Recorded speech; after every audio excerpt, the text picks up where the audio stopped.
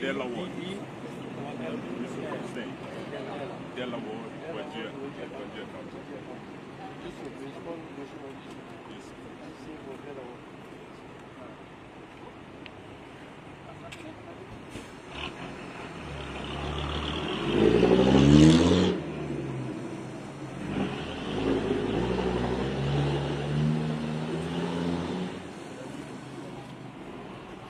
Let us know when you are ready.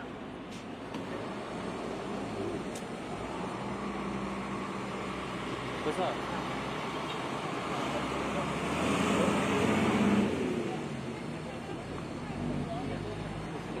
Good to go.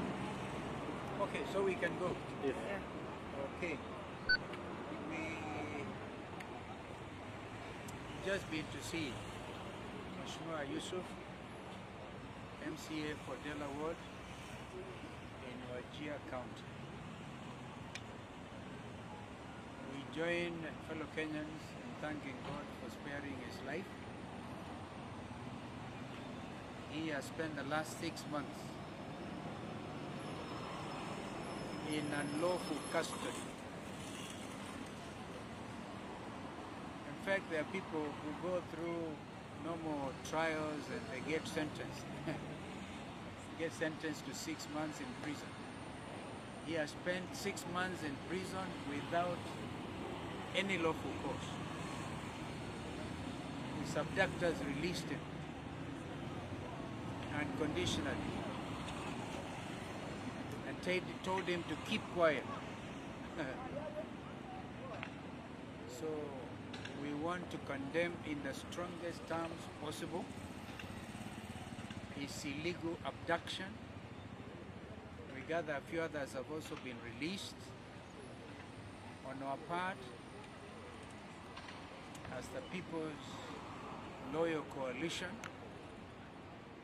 we will continue to say no to abductions. We will say yes to observance of the rule of law and strict adherence to our Constitution. There can be no reason whatsoever why Mheshimiwa Yusuf and the many agencies, we gather there's too many agencies who are in unlawful confinement. We demand that they also be released immediately, and the abductors identified. This is very important. Who are their abductors? We know that there's a special squad complete with a doctor. They are meant to drink water. That's the one thing the doctors there tell them, drink a lot of water. By 1 meal a day, make you drink a lot of water. That is why Mheshimiwa Yusuf came out alive. And if you have a setup, and that's why we say this is all state-sponsored, because which other people can afford the services of a doctor? Okay? State-sponsored terrorism. Now, as you release them, like Mheshimiwa Yusuf, as you release them, and we say, please release them.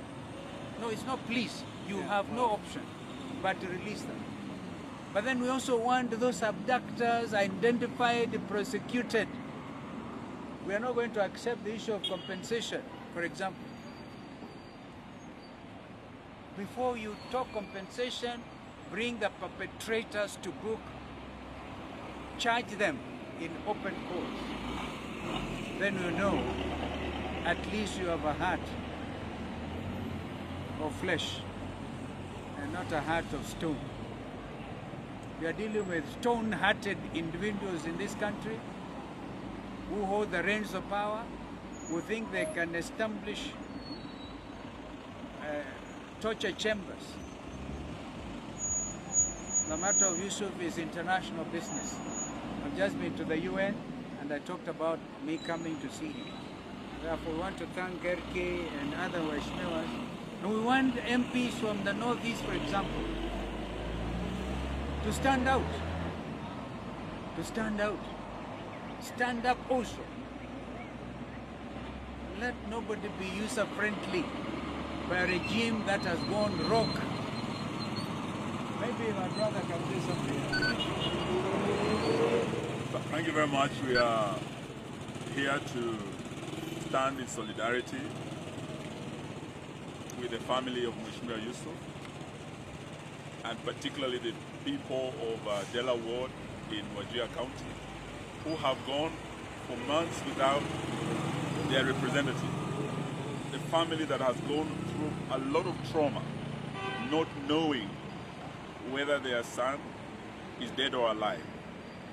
A family that had actually been shown a dead body and had actually almost gone into mourning the death of their son, only to discover that he was still around and he had been abducted and held in detention without trial for 6 months. This is what we're here to condemn. And as Mheshimiwa Yusuf lies in his bed here, receiving medical attention, his abductor-in-chief, because this is a state matter, and the commander-in-chief is none other than William Ruto, his own minister has told us, J.B. Muturi, when his son was abducted, and he went everywhere, the way Yusuf's family has gone, it only took one call from William Ruto for his son to be released. Maybe Yusuf's family wasn't as powerful. They could not get that call made. That's why he was held for 6 months.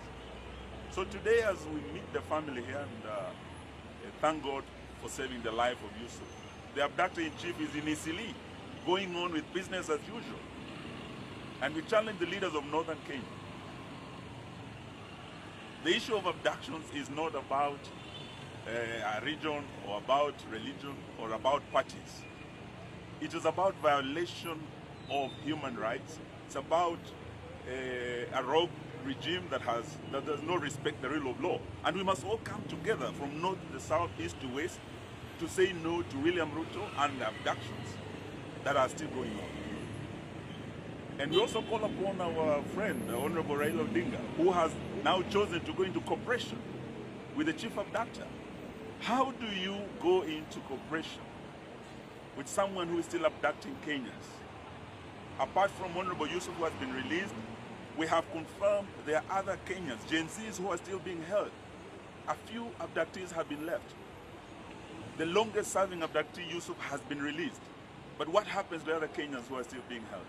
How can we go into cooperation? I heard them saying they want Mheshimiwa Kalonzo to join them. Kalonzo has been on the front line, championing the issue of fighting for the rights of abductees.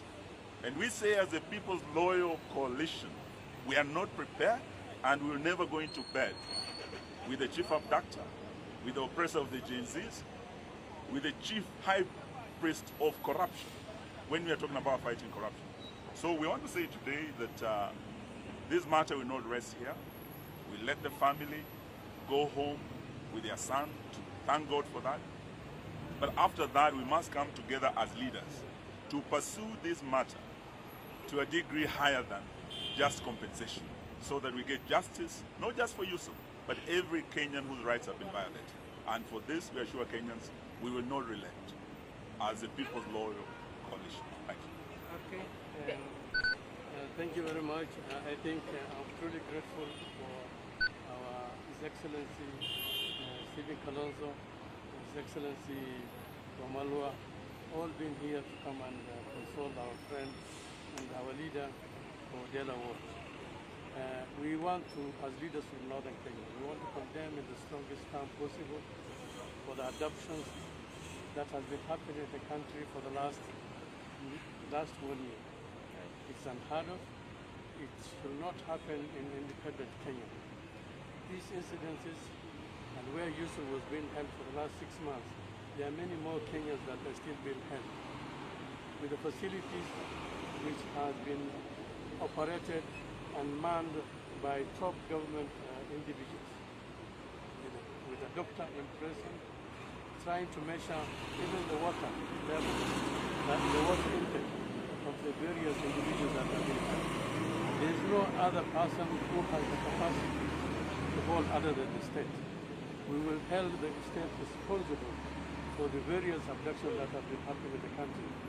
it is only Ruto who has the capacity and who has the machinery who have been abducting the many more Kenyans that are in place. So we strongly condemn for those many months and many days that our leaders have been held, and we want Ruto to be accountable for what has happened. And indeed, he should be held accountable. I think if this is a matter for ICC, accountable, this is, if we as a loyal opposition, we are going to recommend and make sure that this becomes an item for ICC, because it is none other than the person who has been operating, it is William Samoei Ruto, who is indeed operating, and with his support and with his advisor from State House. That's why JB Muturi was able to get his release only from the head of state, from Ruto. It appears that many others who are still being held have no other sole relative, or they cannot access the head of state for them to get a release. So what we are saying, and it's coming to confirm that what is happening is unlawful, illegal, and Ruto should actually be held accountable for his misdeeds and his misrule in the country. Finally, I want to say to them, and I want to condemn the cooperation that has happened between Raila Amolo Odinga and William Samoei Ruto. Many Kenyans have supported with that, and the fact that Raila has gone into bed with a government that has soiled its hands, that has been responsible for the misrule for the last 2.5 years. I'm ashamed that I voted for Raila Amolo Odinga in the last election under the umbrella of a group. And I'm really surprised that unless otherwise, many Kenyans are really truly supported with him. Because he has let us down, and what Kalonzo Musyoka has said is a betrayal of the Kenyan government, and is indeed a betrayal. The marriage, the unlawful marriage he has gone into bed with Raila, with the Ruto, is truly a betrayal of the Kenyan citizens and the good citizens of the Republic of Kenya. But thank you very much. Maybe to clarify, unless you have a question. I have a question. Yeah. In this cooperation, who are the winners and who are the losers? You are In your Kenyan. opinion. Answer that. In your opinion. We want to make it very clear. I saw one of them say, Kalonzo, leave us alone, because they wanted to go to bed with him. I tell them, please leave us alone. We will be on the side of the people. And unless we drive them home, that's the only way to really actually deal with them. Yeah, the people will drive them home. So let us really move in that direction. So let them, nobody, no second guessing or anything like that. Wishful thinkers. Well, it's always good to have wishful thinkers, but let them know our official position as the People's Loyal Coalition is to drive them home. Thank you. Thanks, sir.